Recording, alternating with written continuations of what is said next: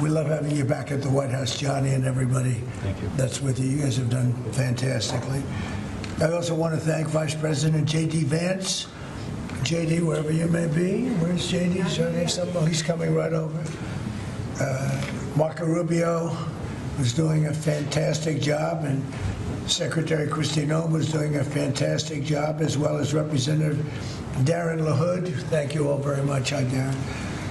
This past summer, the United States hosted the 2025 FIFA Club World Cup, and it was great. I actually went to a match, and it was amazing. That was a big success, too, wasn't it? It was sort of like a preview of what's to come. And now we're getting ready for an even bigger event next year as we host the official 2026 FIFA World Cup. That's the big one. The World Cup tournament. This will be a once-in-a-lifetime opportunity, even for our country, because frankly, this goes to countries. Everybody wants it. I guess it's going all over the world. Do you know who's getting it the next time around? Who's getting it? Has that been selected? The next one will be Morocco, Spain, and Portugal. That's good. With 3 matches at the beginning in South America, Argentina, Uruguay, and Paraguay. And the one after will be Saudi Arabia in 2034. Wow, that's great. Yeah. Wow, that's great. Well, we have the king coming. Crown Prince is coming tomorrow. This will be a once-in-a-lifetime opportunity to showcase the greatness of American world-class athletic competition as we celebrate our nation's 250th year. The World Cup will also be an incredibly significant economic opportunity for countless American workers and businesses. It's expected to drive more than $30 billion, Johnny. I don't know about that. That sounds like a lot of money. No, that's true. Are you sure? 100%. How much does the country get out of that? 30 billion. 20%? No, do we get like a percentage of the gross or anything? That's for negotiation. That's right. Yeah. And it's going to create nearly 200,000 jobs for America. Since the creation of the White House FIFA Task Force earlier this year, Secretary Rubio's team at the State Department has worked tirelessly with the Department of Homeland Security to ensure that soccer fans from all around the world are properly vetted and able to come to the United States next summer easily. Before I took office, it would often take a year to get a travel visa, but because of the administration's hard work, now in more than 80% of the world, think of that, the wait time for a visa is 60 days or less. For those who intend to join us for the World Cup, I strongly encourage you to apply right away. And I want to thank FIFA Task Force and Secretary Rubio for the great job. Marco's doing a fantastic job in many ways, too. So I want to just thank you all for a great job. Marco, you're doing a great job. Beyond even this, we're also creating what we're calling the FIFA Prioritized Appointment Scheduling System. That's a hard one for most people to remember, but it's there nevertheless. And this will allow World Cup ticket holders with long wait times to opt with FIFA for a prioritized interview. And I've directed my administration to do everything within the power to make the 2026 World Cup an unprecedented success. I think it's going to be the greatest. And we are setting records on ticket sales. Nobody's ever really, and FIFA's never, if you look at the numbers, nobody's ever seen anything like the kind of numbers we're doing. The early ticket sales are through the roof, and much of it is even sold out. So congratulations, Johnny. And I'd like to ask Johnny to say a few words. He's really done an incredible job. He's got unbelievable spirit and personality and talent and intelligence, I always like to say, because it's all a part of it. But the job you've done is based on what's happening, unprecedented. Thank you, Johnny. Thank you. Thank you, President. Thank you very much. I would like to start really by thanking you, Mr. President, Secretary Rubio, Secretary Noem, Andrew, your entire team for approving and making this very important announcement today. The FIFA Pass is being announced, the prioritized appointment scheduling system. That's the way people will remember it. So if you have a ticket for the World Cup, you can have a prioritized appointment to get your visa, because we said it the very first time we met, Mr. President, America welcomes the world. America will welcome the world here next year. We will have between 6 and 7 million tickets sold for the matches. We will have between 5 and 10 million people coming to America. Pues ahí estábamos escuchando precisamente las palabras de Donald Trump desde la Casa Blanca, desde Washington DC. Ha dicho que Estados Unidos va a garantizar que los viajeros extranjeros con boletos para la Copa del Mundo, con esos billetes ya comprados para Estados Unidos, que tengan citas prioritarias, lo van a permitir para el estado de las visas. Vamos a volver a escuchar las palabras de Donald Trump.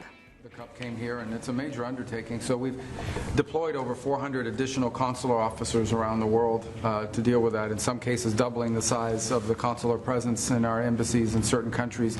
And the good news now is that in about 80% of the world you can get an appointment within 60 days. It used to take, half a year or longer, and now sometimes it took, now you can get it in less than 2 months, where in places it took over a year. In places, for example, like Brazil and Argentina, it took over a year to get an appointment. Now you can get it in less than 2 months. So our advice to everybody is, if you have a ticket for any of the games, you need to apply if you haven't done so as soon as possible. Don't wait till the last minute. Your ticket is not a visa. It doesn't guarantee admission to the U.S. It guarantees you an expedited appointment. You're still going to go through the same vetting. We're going to do the same vetting as anybody else would get. The only difference here is we're moving them up in the queue. We're moving them up faster. But my advice to everyone that's watching around the world is, if you intend to come to the games, you have to have a ticket. You need to apply. Apply as soon as possible. You're going to get your interview within 6 to 8 weeks, and move forward from there. Don't wait till the last minute to do it. Thank you. Mr. Congressman, would you like to say something? Well, first of all, Mr. President, none of this would have happened without your leadership securing this during your first term. I tell my colleagues all the time, this will be the largest sporting event in the history of the world. We expand from 32 to 48 teams for the first time ever. We're doing it with Mexico and Canada, but obviously the 11 host cities will be here in the United States, and it's going to have a $30 billion impact economically in this country. And so it has been a team effort by everybody, but I also want to thank President Infantino and obviously you, Mr. President, and your entire team, Andrew and Nick and everybody. It is going to be an unbelievable sporting event next summer. It's going to be great. It's going to be great. Andrew, would you like to say something? Sure. I think we'll have somebody much more important. much more important. And honestly, without her work, without Secretary of State Rubio's work in the State Department, this would not happen. And without your leadership and your vision, this would not have happened. I think 2 key points. One that the Secretary of State already highlighted. This is a welcoming message to the world without going around the safety and security procedures. It's so key to make sure that this World Cup is safe and secure, and the White House Task Force is working every day to make sure that's the case. And also, as Congressman LaHood said, the economic benefits for American businesses, both small and large, from a $30 billion event like this. So really, thanks to all the White House Task Force members, from Secretary Rubio to Secretary Noem, the 2 notice of funding opportunities that went out to the cities and states last month were really key from the safety and security perspective, to Deputy Chief of Staff Luna, who is integral in this whole process, to the White House Task Force members that are standing in the back of the room today and that couldn't be here. Without your hard work, this would not have happened, and I really can't thank you enough for really the best team I've ever been a part of. And also to FIFA, to the President Gianni Infantino, my good friend Carlos Cordiero, your desire to make this World Cup the best yet, it's contagious. Every single day I come in and think, what can we do to make this even better? And Mr. President, your vision more than anything. I think it takes a unique visionary to be able to go and see a sporting event and realize that this can be one of the greatest cultural events in world history. And I think there are very few people, aside from the 45th and 47th President of the United States, Donald J. Trump, that can do that undertaking. So thank you. Well, thank you very much. Christy? Well, Mr. President, thank you for Andrew. Thank you for making him the head of our FIFA task force. He's fantastic. And Nick has been Pues escuchábamos esas palabras también del secretario de Estado de Estados Unidos, Marco Rubio, quien ha mencionado esa situación sobre las visas. Dice que no esperen hasta el último momento para aplicar a ellas y que todas las personas que tengan ese boleto para ir a Estados Unidos y ver la Copa del Mundo que podrán hacerlo, pero que no esperen demasiado tarde. Se ha reunido Donald Trump con ese grupo de trabajo de la FIFA. Vamos a seguir a escucharles, continuar con esas conversaciones, y hablan sobre la Copa Mundial. Dice que también va a representar esa oportunidad económica increíblemente importante para innumerables trabajadores en Estados Unidos y para empresas estadounidenses. Dice que se espera que se generen más de 30.000 millones de dólares. Vamos a seguir escuchándoles. Making sure that people that come in on these tourist visas are coming in thoroughly vetted, just like anyone who would travel here, and they would come and enjoy our country, and then they would go home in a timely manner. So we're excited about that, and we're excited to partner with you, Mr. President, on creating memories for people around the world that will make them not just fall in love with the United States, but also fall in love with the sport of soccer. Yeah. Well, thank you. How many games are there, Johnny, total? Total 104 games, meaning 104 Super Bowls in 1 month. So this is the magnitude of the event. You know, when you think It is. It's incredible. it's going to be the biggest sporting event we've ever had. It's like having 104, or even if you cut it in half, 50, 60 Super Bowls, right? That's okay too. Any questions, please? Mr. President, can you just take us through this FIFA Pass idea that you guys are talking about here? How exactly is it going to work for ticket holders to this big event that the United States is hosting? I'll let my guys do that because they can do it much better. And either one of you two, Nick, would you like to talk about it? Sure. Well, Mr. President, without your leadership, this would not happen. And we came in 10 months. We have a system that's going to welcome the world. The greatest host in the history of the world is going to host the world here. Basically, this system allows folks with a FIFA ticket purchased through FIFA to go through the FIFA portal. That is then going to get prioritized with the State Department, so that those appointments are going to be had before existing appointments, so that people, when they buy tickets, they have confidence that they're going to be able to come to the games and spend their money and travel this country and do all the things that they want to do and enjoy the game. So it's an incredible vision that the President executed here. Within 10 months, we started with really not that much. And so this whole team here, with the President's guidance, has made this possible. It's going to be the greatest games in the history of the world. Okay, do you have that? Yes, Yes. Not too complicated. Daniel, please. Daniel? Mr. President, you're talking about the economic impact of this. Billions and billions of dollars. This builds on the framework and the groundwork that you've built already up for a major year in 2026. Deregulation, energy independence, tax cuts, historic amounts of private sector investments. What do you envision for the 2026 economy when this event comes to town next year, too, on top of everything else? Yeah, it's just a huge economic boon to this. You know, we had a little shutdown that was caused by the Democrats, and this will make up for it many times over, so that's good. But I think it's the importance of the event all over the world. The world is watching, and it really is. It's like having, you know, many Super Bowls, actually. Each game is almost a Super Bowl. Some of them are, I guess you could say, bigger than Super Bowls. I guess when you get to the finals, it's of that level or more. Much more. Worldwide, I think it's got to be more. So that's great. You know, when Johnny and I made the deal, I never thought I was going to be president because I was supposed to be retired by that time, and I got a little lucky. So I'm very honored to have it. And we have the Olympics coming too. That'll be great. And the 250 is going to be right out on the lawn. You're going to have a UFC event with Dana White and his people. He's going to have the greatest card they've ever assembled. I was talking to Dana White the other day, and they're going to have the greatest card they've ever assembled, Johnny. So you'll be sitting up there with me, Darren. We'll be watching it. So right opposite the front door of the White House. It's going to be on June 14th.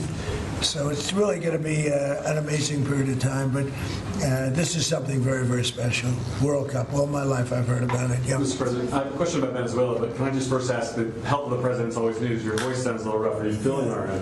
I feel great. I was shouting at people because they were stupid about something having to do with trade in a country, and I straightened it out. but I blew my stack at these people. Well, it sounds like there's a follow-up there, but can I ask you about Venezuela? You suggested... Is there what? It sounds like there's a follow-up there, but can I ask you about Venezuela? I thought you said there was a polyp, and I said, I don't want to hear that.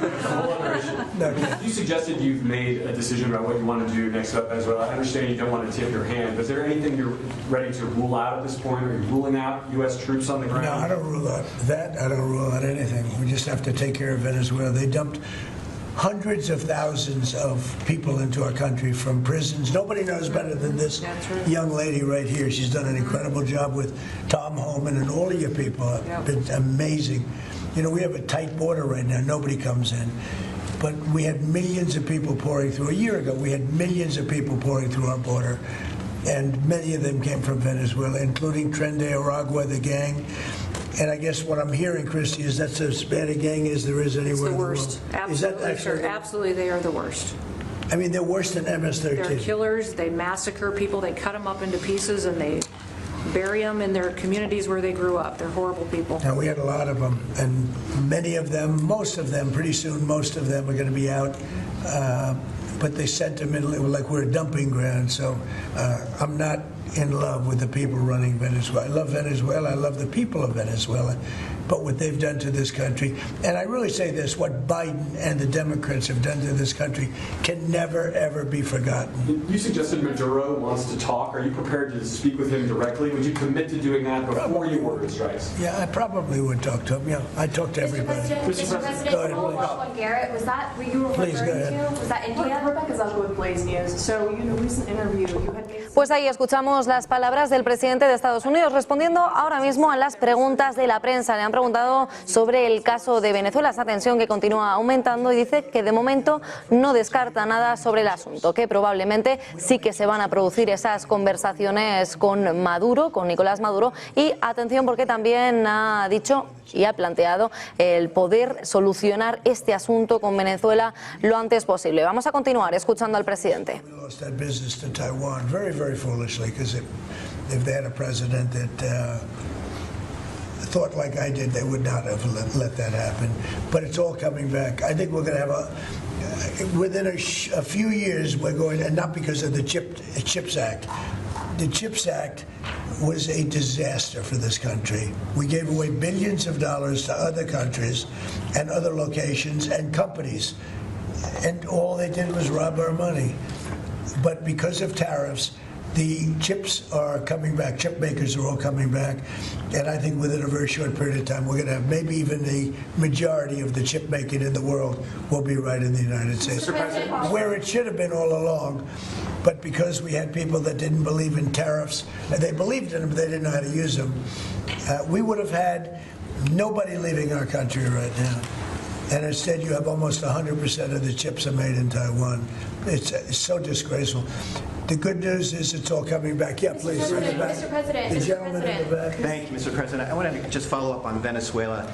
In these talks with Maduro, is there anything that he could say or do that would allow you to feel like he could stay with your support? Is there anything that he could say that you would be, okay, you can stay? It's hard to say that. You know, the question's a little bit tricky.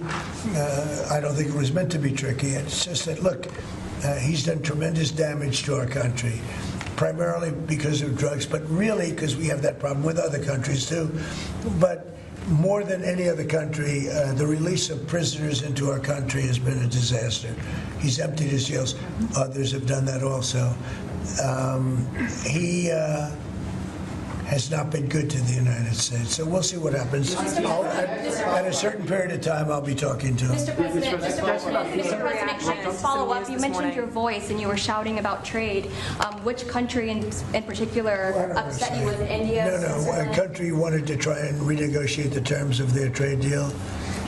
And I wasn't happy about it. Well, which country was it? People want to know. Why would I say that to you? Why would I can't believe it. Mr. President, on the World Cup, if you would, Seattle and the World Cup. The new mayor-elect of Seattle is a Democratic Socialist. Seattle has... Or beyond. I watched her. Right, Seattle has that's more than socialism. Right, Seattle has 6 World Cup games. How close are you going to be watching that city with the crime in that city? Well, if we think, and I'll have to speak to Johnny about this, but if we think that the mayor of LA is incompetent, everybody knows that. You know that I was there, I guess, 2 years ago, and we got all the federal permits taken care of, far more complex than the state permits and the city permits. And Lee Zeldin, who's a superstar, got everything taken care of. The toughest part, having to do with the fires, that should have never happened. If they let the water come in, it wouldn't have happened, right? Do you know that people aren't building their houses yet? I mean, can you imagine that? And if we didn't go in early on, Christy, I think we could say it. Well, the head of their police department said it. They were unable to handle. You would have had, not only did you have the fires, but you would have had total insurrection in Los Angeles. And if we didn't go in, and the head of, the gentleman, he said, Donald Trump, que continúa respondiendo a las preguntas de los periodistas en la Casa Blanca, dice que un país quiso intentar renegociar los términos de su acuerdo comercial, que todavía mantiene esas conversaciones en el aire. Y atención, porque ha resaltado la tensión entre Estados Unidos y Venezuela. Dice que Maduro ha causado un enorme daño a su país, a Estados Unidos, y que van a tener una gran porción del mercado de fabricación de chips. Está haciendo referencia a lo que respecta al mercado de fabricación de chips. Vamos a escucharle. But if we think there's going to be a problem, we'll, Johnny, can I say we will move? I don't think you're going to have this problem, but we're going to move the event to some place where it's going to be appreciated and safe. Yeah, well, I think safety and security is the #1 priority for a successful World Cup.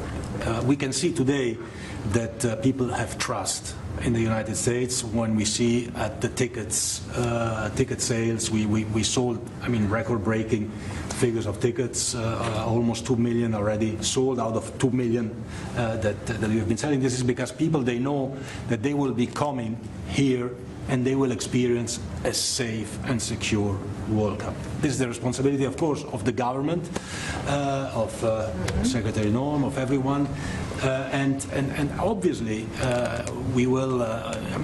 We will discuss. We are working together. We have a task force for this, and we must ensure that all fans coming from abroad or being here, they can experience a celebration of coming together of the sport, and this goes only with 100% safety. We are communicating with all these mayors about what their responsibilities are. They know the safety and security of these events is their #1 responsibility, and we'll be there. The president's always there to keep Americans safe, but he also makes sure the people that know their responsibilities and that they're prepared to host these events and do so in a safe manner. Is there a timeline? Yeah, go ahead, please. There was some news this morning from an Axios report that Senator Ted Cruz was laying the groundwork for a potential 2028 presidential run. Could I get your reaction to? Could you see yourself supporting? No, he's a friend of mine. I haven't spoken to him about it. It's a little early. It's 3¼ years. That's a long time. But he's a very good guy. He's a very good friend of mine. You remember we had quite a campaign against Ted, and it worked out quite nicely. Let's see, where are we? Oh, we're the old one. But I'm not that surprised to hear that. Mr. President, on the tariff exemptions, you had some recently on a variety of different goods. I'm wondering, are you ruling out going forward no more exemptions on products? You were mentioning a disagreement you had earlier. We've taken in hundreds of millions of dollars in tariff money. We're going to be issuing dividends later on, somewhere prior to, probably in the middle of next year, a little bit later than that, of thousands of dollars for individuals of moderate income, middle income. We're going to pay down debt. We have a lot of money from tariffs.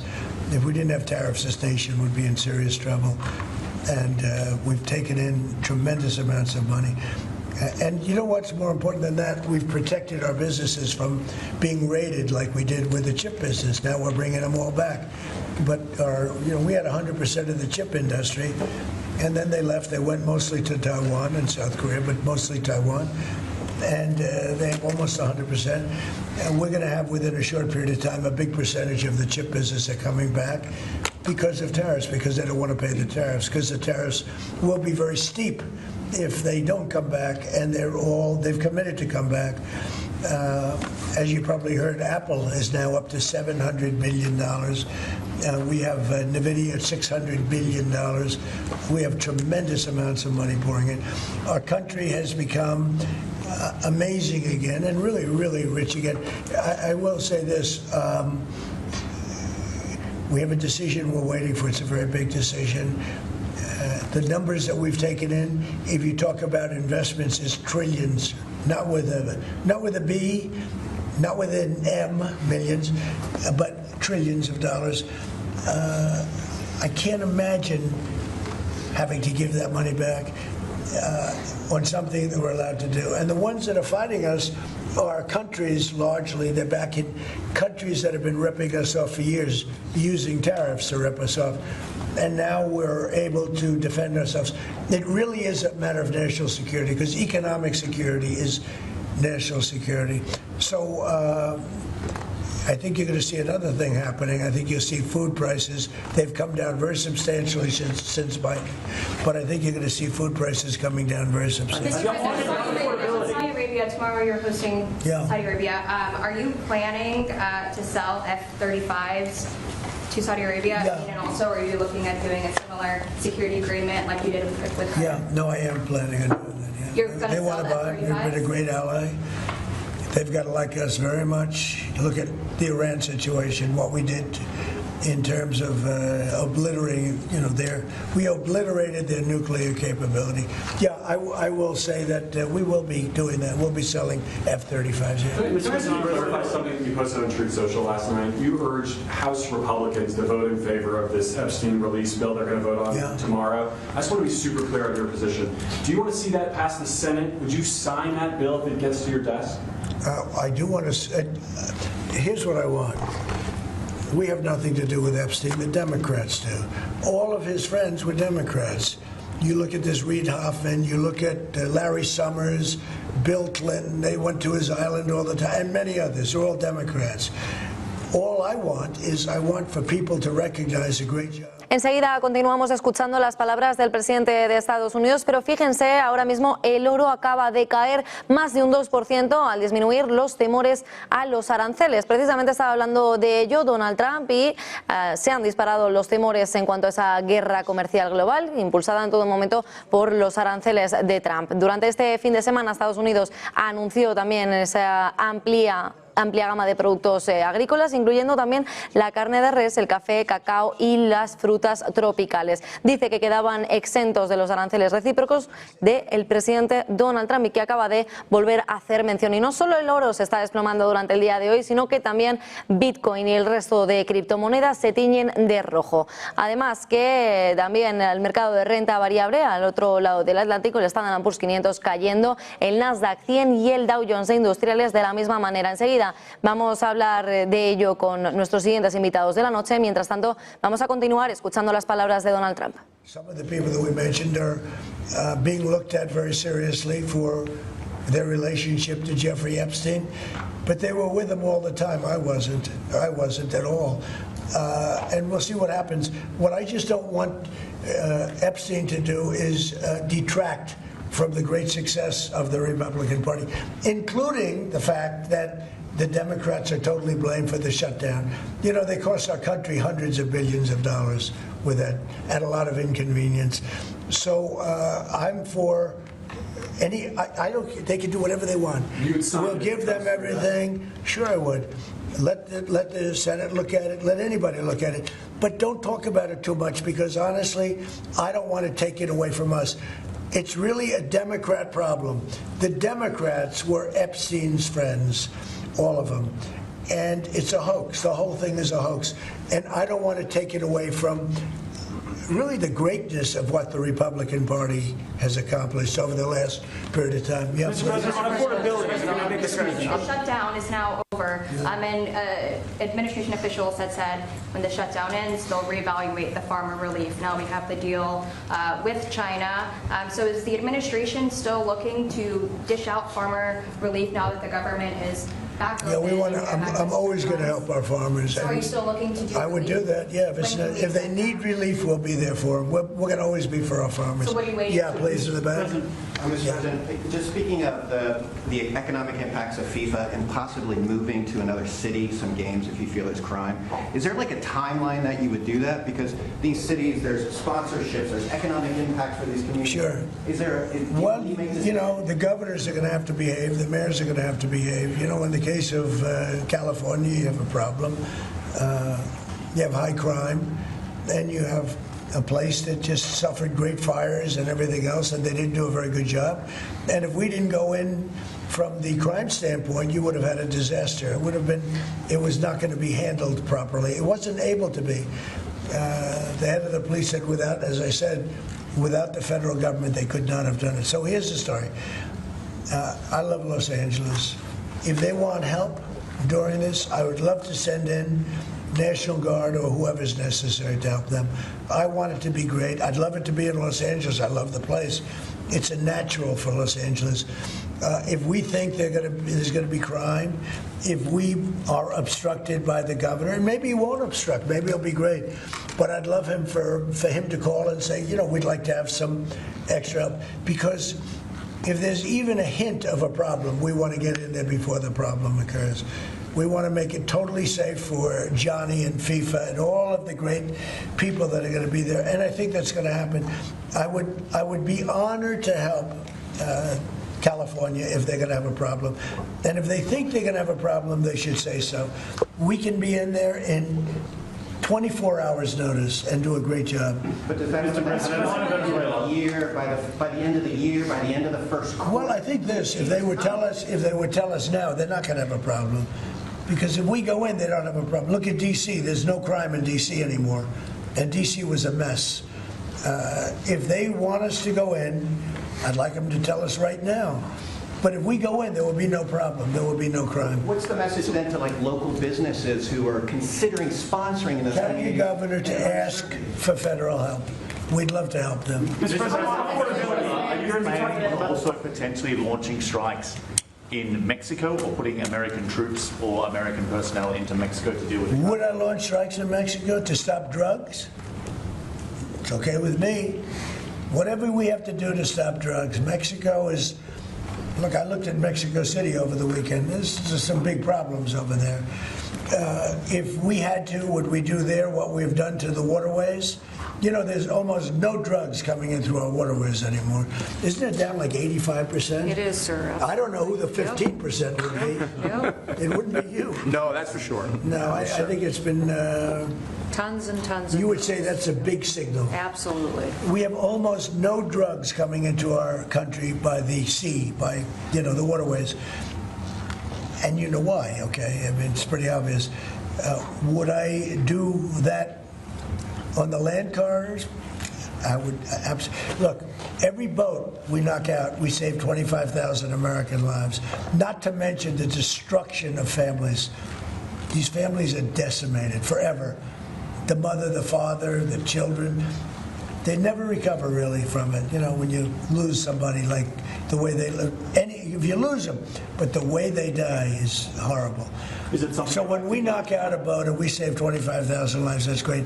Now, do I feel the same way about the corridors that they use? We know every one of them. We have every one of those corridors under major surveillance. We have nobody coming in through our southern border. But we know exactly how they get their things here, how they get the drugs here, fentanyl, cocaine. Colombia has cocaine factories where they make cocaine. Would I knock out those factories? I would be proud to do it personally. I didn't say I'm doing it, but I would be proud to do it because we're going to save millions of lives by doing it. Would you only do it with Mexico's permission, though? I wouldn't answer that question. I've been speaking to Mexico. They know how I stand. We're losing hundreds of thousands of people to drugs. So now we've stopped the waterways, but we know every route. We know every route. We know the addresses of every drug lord. We know their address. We know their front door. We know everything about every one of them. They're killing our people. That's like a war. Would I do it? I'd be proud to. I'd probably go into Congress and say, hey, and you know what? The Democrats and the Republicans would both agree, unless they're crazy. And they are a little crazy on the Democrat side. But we have lost hundreds of thousands of people a year, death. And that's not talking about family destruction, that's talking about death. And much of it comes through Mexico. So let me just put it this way. I am not happy with Mexico, okay? Thank you very much. Thank you, Press. Thank you, Press. Thank you, Press. Thank you. Thank you, guys. Thank you, guys. Thank you, guys. Thank you, Press. Thank you, guys.